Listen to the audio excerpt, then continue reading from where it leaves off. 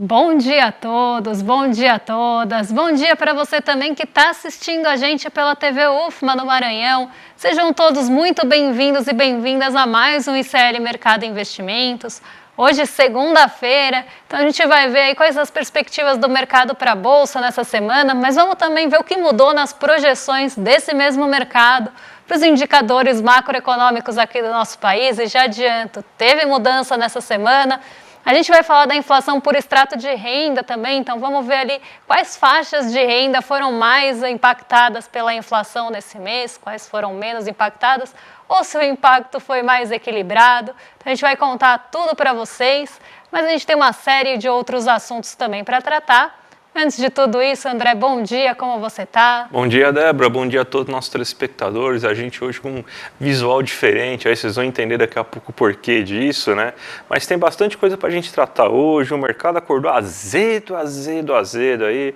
O Campos Neto conseguiu fazer um belo estrago aí sobre o que o mercado está pensando em relação à economia brasileira, mas a gente vai falar também de inflação por extrato de renda, vamos falar do preço da laranja também aí, que quem diria que esses problemas climáticos iam afetar tanto assim o preço da laranja, mas já vamos partir para a agenda, né, porque tem bastante coisa aí para a gente tratar aqui no programa de hoje. Então, o que a gente tem na agenda do dia, Débora? Bom, aqui de Brasil, né, pensando na nossa agenda doméstica, o que deve ficar bem no radar aí do mercado, e já, na verdade, foi divulgado, é o relatório Focus, né, que traz ali as perspectivas do mercado para os principais indicadores macroeconômicos. Tirando isso, a gente tem uma série ali fora do Brasil, né, claro, a gente tem uma série de dirigentes de bancos centrais falando ao longo do dia. Então, às 6 horas da manhã, a gente teve o dirigente do Banco da Inglaterra participando ali de um workshop. A gente tem o presidente do Fed de Atlanta discursando ali numa abertura de um evento sobre o sistema financeiro pós-pandemia. Depois, no final do dia, ele volta ali para moderar uma discussão ainda nesse evento. Mas a gente tem ali uma série de outros dirigentes falando ao longo do dia.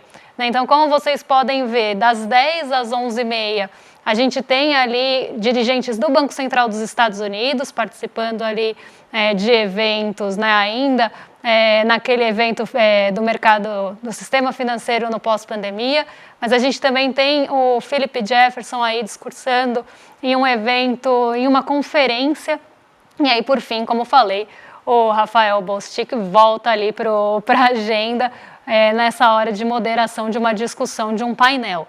Então aqui a gente tem um dia bem focado em dirigentes do Banco Central, numa segunda-feira de indicadores ali, agenda de indicadores mais esvaziada.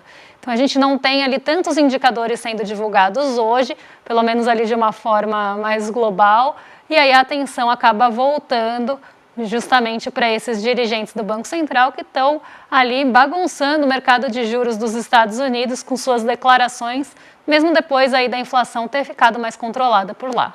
Vamos então agora fazer o nosso giro de mercado aí pelo mundo, né? Começando aí com aquela notícia que a gente sempre sugere para vocês aí. Vai ter ata do FONC essa semana, então a chance do mercado azedar também é grande, né? Que a gente viu aí que aconteceu só com a divulgação do que o FONC fez, imagina com a ata agora, né? Mas pelo menos na Ásia parece que as notícias são melhores, né, do que no resto do mundo, né?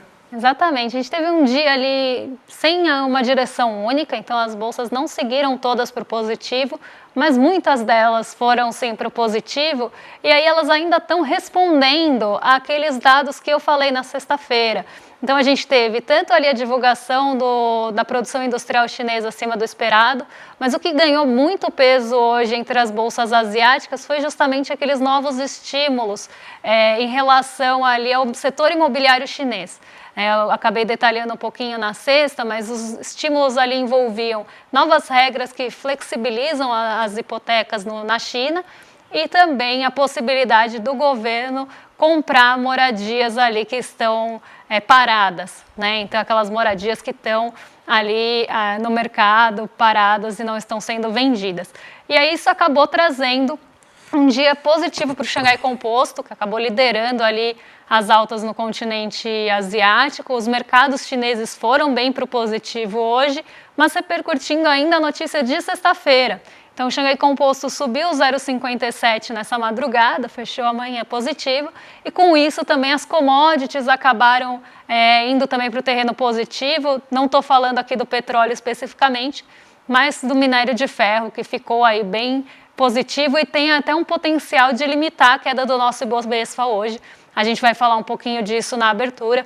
E aí o petróleo também, com todo o acontecimento que está na Arábia Saudita, ali acontecendo em relação ao príncipe, adiar uma visita ao Japão. A gente tem também lá no Irã o presidente que morreu no acidente de helicóptero. Tudo isso poderia influenciar o petróleo essa manhã, mas não influenciou. E aí eu vou explicar direitinho na nossa abertura de mercado. Vamos agora para o Brasilzão, então, porque teve a notícia aí, o estudo que o IPEA faz todo mês, né, falando sobre qual que foi o impacto da inflação por extrato de renda, foi divulgado agora na manhã aí de hoje, e a gente teve que a inflação acelerou em relação ao último mês e também acelerou também para todas as faixas de renda em abril, se a gente comparar aí com o mês de março, né? Então, a gente vê que basicamente todo mundo acabou sofrendo, as rendas médias sofreram um pouco mais e a renda alta foi a que menos sofreu. A gente tem aqui, inclusive, um gráfico para mostrar para vocês aqui, para mostrar aí como que foi esse impacto. A gente vê aí que a inflação foi de 0,38% aí, mas ela foi acima, né? Então o impacto para todas as rendas foi um pouquinho acima, justamente porque a renda alta foi bem abaixo dos demais. A gente vê 0,2% aí para as rendas altas, enquanto para todo mundo foi 41%, 40% para a baixa média, 41% para a média, 43% para a média alta. Por que que a gente teve essa situação? Primeiro que a gente tem que o impacto do preço dos alimentos foi bem pesado, foi um dos mais pesados, mesmo com essa desaceleração que ocorreu, ele continuou sendo o mais pesado aí na inflação desse mês. Então isso aí impacta principalmente as pessoas com menos renda. Então pessoas com renda muito baixa e baixa média sofrem mais do que as pessoas com renda média e alta. Outro impacto muito importante para a gente entender foi o da alta do preço dos medicamentos. Essa aí também afeta bastante pessoas com renda baixa, mas também afeta mais com renda média, porque tem alguns medicamentos que mesmo sofrendo alta, a pessoa com renda muito baixa consegue comprar esses medicamentos na farmácia popular, pega no postinho de saúde, no SUS. Então, geralmente, quem não se utiliza tanto assim do arcabouço público de saúde são pessoas com renda mais alta, então acaba afetando isso. E para a renda alta, que o afeta mais alguns itens de luxo, como por exemplo passagens aéreas, plano de saúde, que infelizmente também é um item bem de luxo, aí pessoas com renda média alta e renda alta que acabam consumindo mais. Isso também não teve esse impacto tão grande assim, né? Mesmo com o grupo saúde crescendo, o grupo saúde cresceu por causa dos medicamentos, o plano de saúde não teve reajuste esse mês, então para a renda alta isso daí ficou bem reduzido, então você tem um impacto bem menor para as pessoas com renda alta do que para as demais. Mas a gente vê que aquela escadinha, que geralmente é o contrário, continua justamente porque a gente teve ainda no ano passado uma deflação boa de alimentos. Essa deflação ocorreu e agora, nesses últimos meses que a gente está tendo uma inflação de alimentos maior, então ainda a gente tem ainda que nos últimos 12 meses a inflação continua sendo mais benéfica para as pessoas com renda menor. Então, você teve, enquanto para uma pessoa com renda alta, a inflação foi de 4,28%, o impacto dela em 12 meses, para uma pessoa com renda muito baixa, a inflação foi de 3,05%, né? Então, uma diferença bem elevada de um ponto para outro, né? Para pessoas com renda baixa, 3,25%, para pessoas com renda baixa média, 3,47%, renda média 3,78% e renda média alta 4,04%. Então, Débora, esse aí foi o desenho da inflação que foi divulgada na última semana. Agora o IPEA mostrou aí como que a inflação impactou diferentemente as pessoas aí nesse mês de abril.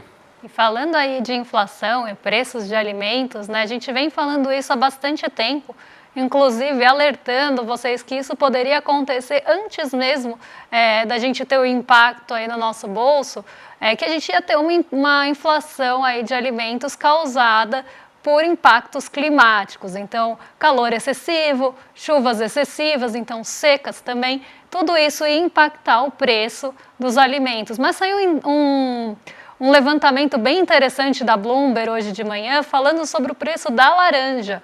Né? Para quem não sabe, o Brasil é um dos maiores exportadores de laranja do mundo. Né? Ele produz praticamente aí 70% da laranja, né, global, vamos pensar assim, consumida.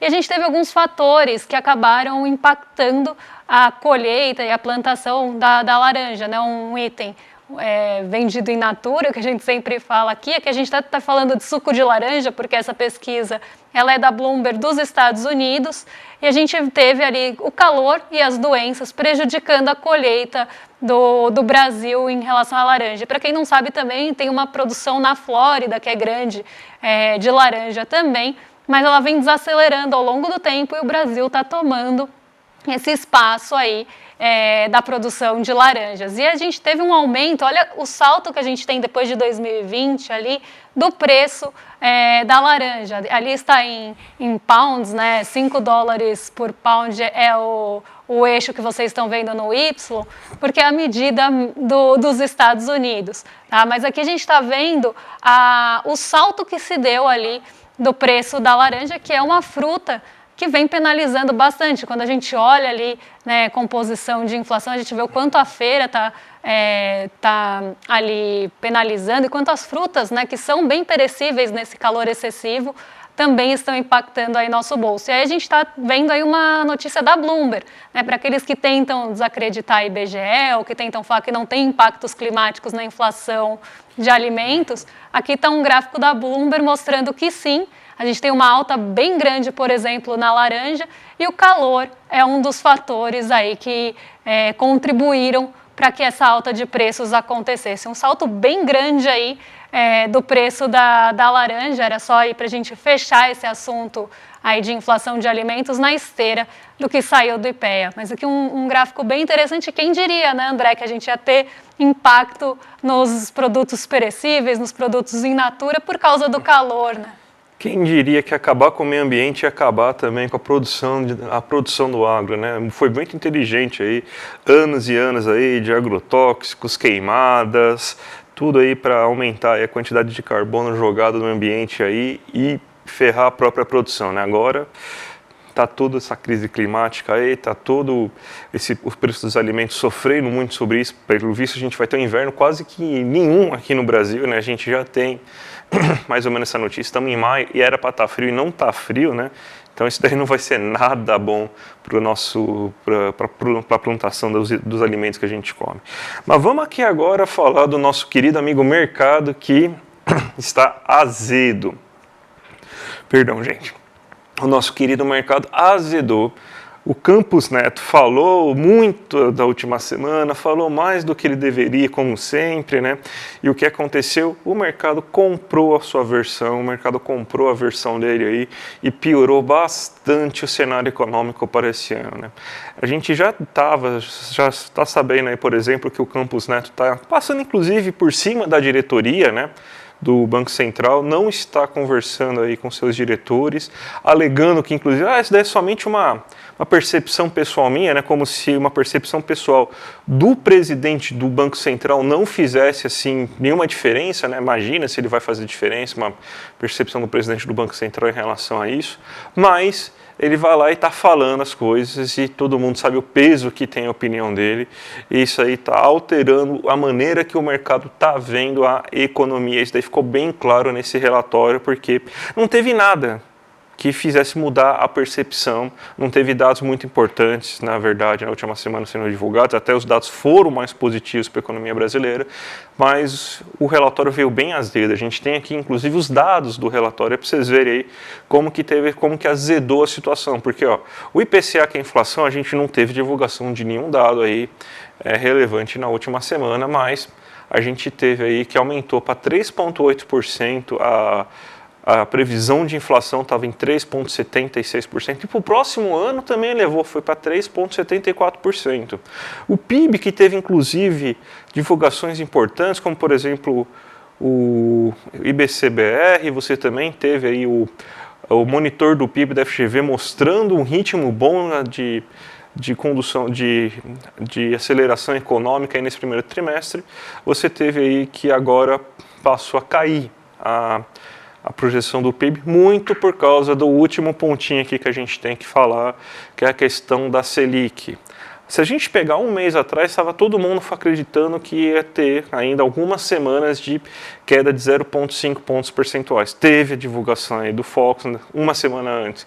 Todo mundo comprou a ideia que ia sair 0,25 pontos percentuais aí a Selic ia continuar isso por algumas reuniões. Agora o Campos Neto falou que não está enxergando mais espaço para queda na Selic e o mercado comprou isso. Então já se acredita que na próxima reunião não vai ter queda e que se tiver queda serão nas próximas reuniões de fim de ano, depois que os Estados Unidos tomar alguma decisão de política monetária. Então a Selic, que estava em 9 há um mês atrás, agora já está em 10. Então um ponto percentual aí de Selic maior do que estava sendo esperado antes. Por quê? Mudou alguma coisa no Brasil? Divulgações mostraram um cenário pior no Brasil? Não, porque o Campos Neto foi lá e falou sua opinião pessoal, deve ter até falado com o Luciano Huck aí nessa sexta-feira, né? Não sei qual foi o prato que acabou sendo jantado lá, mas para o público ele falou isso aí e o cenário azedou, Débora. Pois é. E aqui a gente tem, né, até uma pessoa aqui no chat, uma dúvida da nossa audiência. O mercado dita o que o Roberto Campos Neto vai fazer.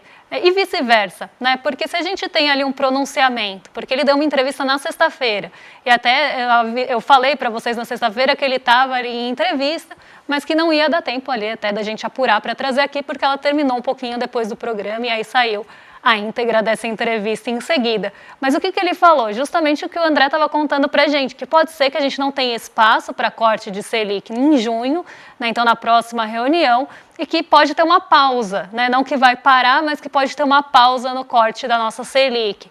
E aí o relatório Focus, ele também é uma forma do mercado validar ou não esse discurso, né, porque a gente olha o relatório Focus como uma forma de pressão do mercado, então o mercado ali mostrando o que quer, né, para o Banco Central, por exemplo, então mostrando ali que já estava aceitando uma Selic terminal mais alta, a Selic terminal aqui é a Selic do final do ano, então já estava aceitando uma Selic mais alta, mas depois que o Roberto Campos Neto fala dessa pausa e da possibilidade de não continuar cortando a taxa de juros, aqui é como se o mercado estivesse validando isso.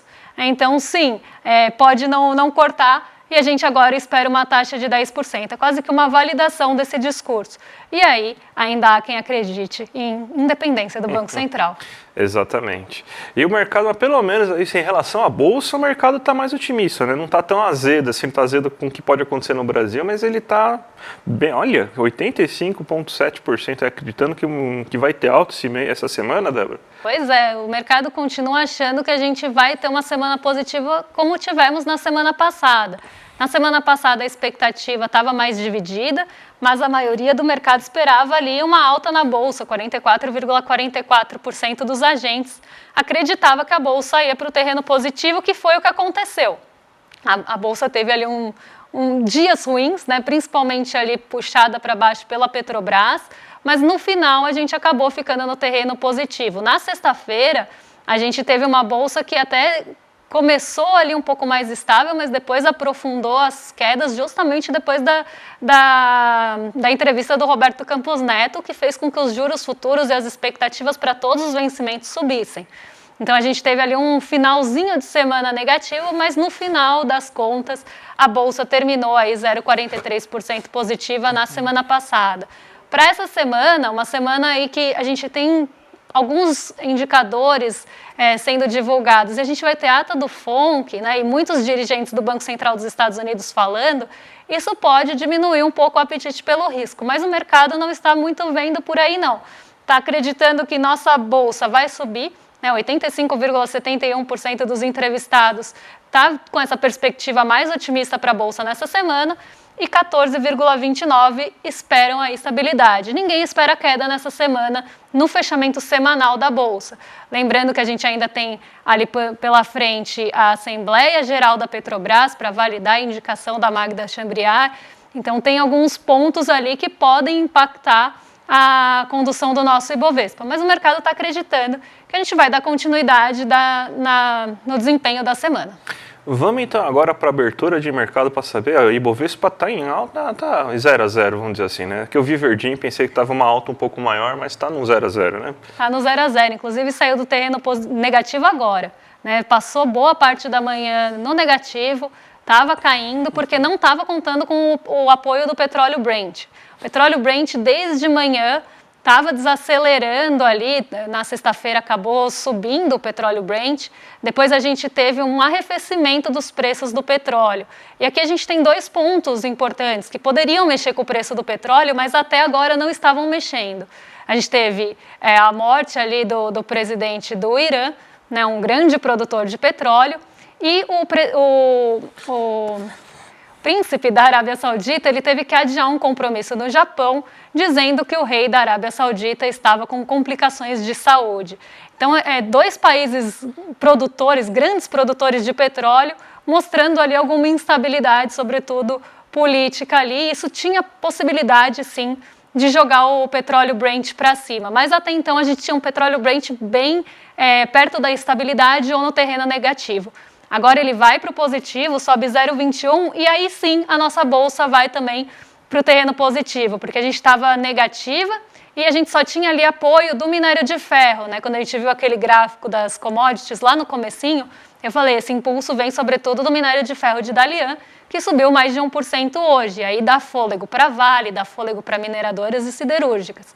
Então a gente tem uma grande parcela do nosso Ibovespa atrelado a esse tipo de ação. E aí agora com o comportamento mais positivo do petróleo, a gente tem outra parcela grande do Ibovespa que também vai para o positivo. Quando a gente olha o dólar, ele está em queda, mas numa queda muito ligeira ali, 0,02, bem perto da estabilidade. Então a gente tem aí tanto o Ibovespa quanto o dólar oscilando perto do 0 a 0, sem grandes movimentos direcionais para cima e para baixo, mas o DI futuro está positivo, acompanhando o movimento de Nova York. Então a gente tem ali os rendimentos dos títulos de dívida acelerando hoje lá nos Estados Unidos, esperando esses dirigentes do Fed falarem ao longo do dia, dirigentes aí do Banco Central dos Estados Unidos que podem sinalizar para início de cortes ou não da taxa de juros lá. É isso que o mercado busca quando olha para esses pronunciamentos. Se tem algum indício, alguma sinalização desse início de corte dos juros, e isso acaba influenciando a nossa taxa de juros para cima. Só que nossa taxa de juros ela já estava pressionada desde sexta-feira, justamente por conta do Roberto Campos Neto e sua declaração de que talvez pause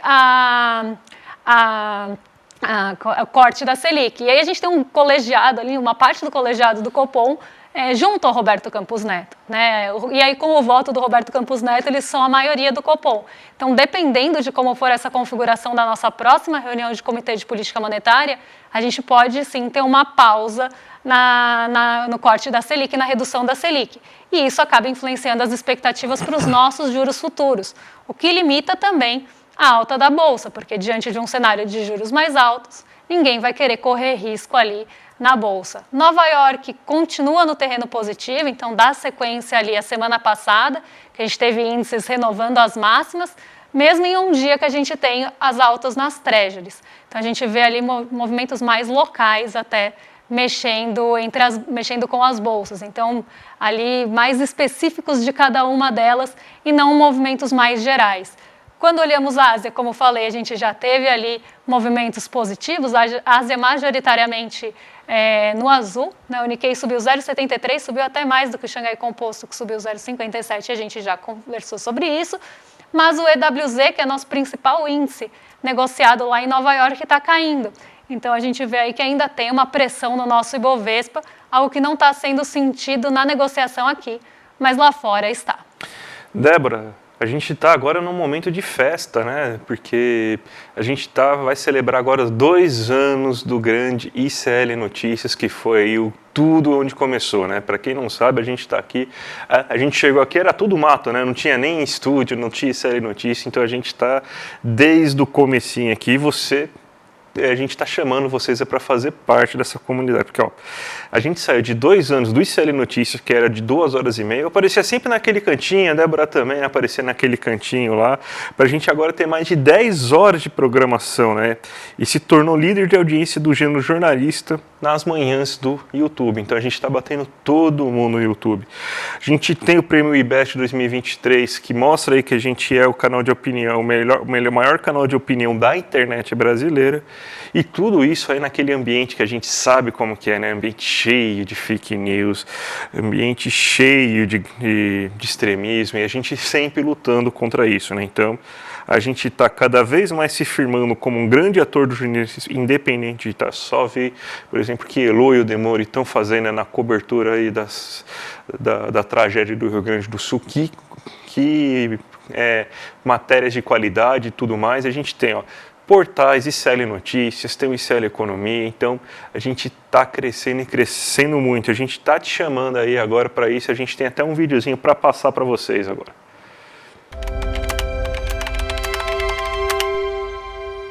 Ser ICL para mim é ser independente, é poder falar o que a gente pensa. Ser do ICL é ter liberdade para opinar, e isso ninguém paga uma história dessa. Ser ICL é ser resistência, e ser resistente, e ser resiliente também. A gente acorda cedo, todos os dias, antes da notícia, e a gente vai dormir depois dela. O ICL faz um trabalho fundamental para colocar os pingos nos is, para colocar as verdades nos seus devidos lugares. Não é só combater a fake news, mas de levar comentário, uma apuração de um outro lado da notícia que, inclusive, a grande mídia não cobre. Então a gente sempre fala a verdade acima de tudo, doa quem doer. Isso tudo sem monetizar o seu conteúdo e sem receber um único real de iniciativa privada ou de qualquer fonte de financiamento. Tem um compromisso único e exclusivamente com a verdade e com o público, com as pessoas, com a comunidade do ICL. Ser do ICL significa apostar numa comunidade, na construção de uma comunidade. A relação aqui não é com um público passivo, mas com pessoas que apostam, entendem, participam e ajudam a fazer o ICL todos os dias.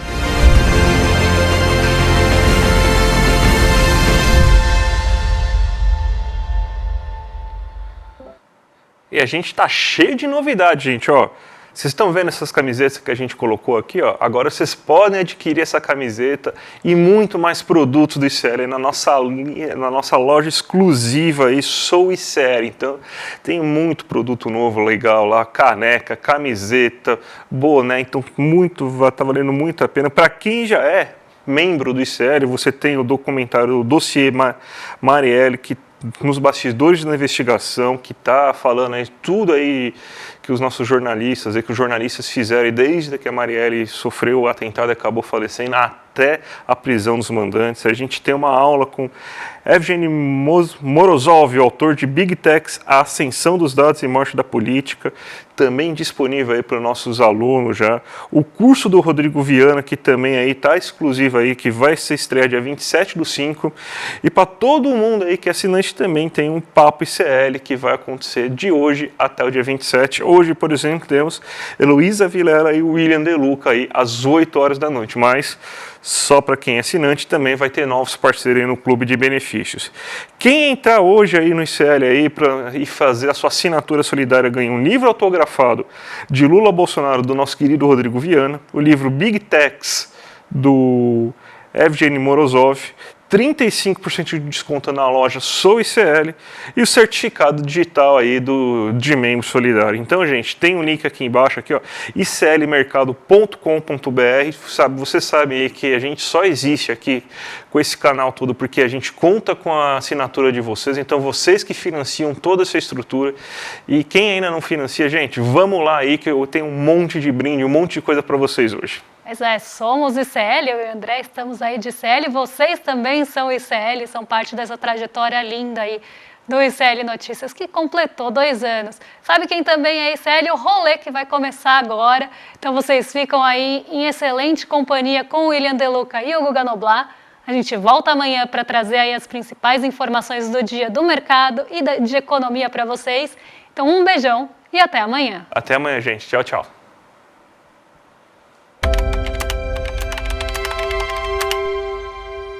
Ser ICL para mim é ser independente, é poder falar o que a gente pensa. Ser do ICL é ter liberdade para opinar, e isso ninguém paga uma história dessa. Ser ICL é ser resistência, e ser resistente, e ser resiliente também. A gente acorda cedo, todos os dias, antes da notícia, e a gente vai dormir depois dela.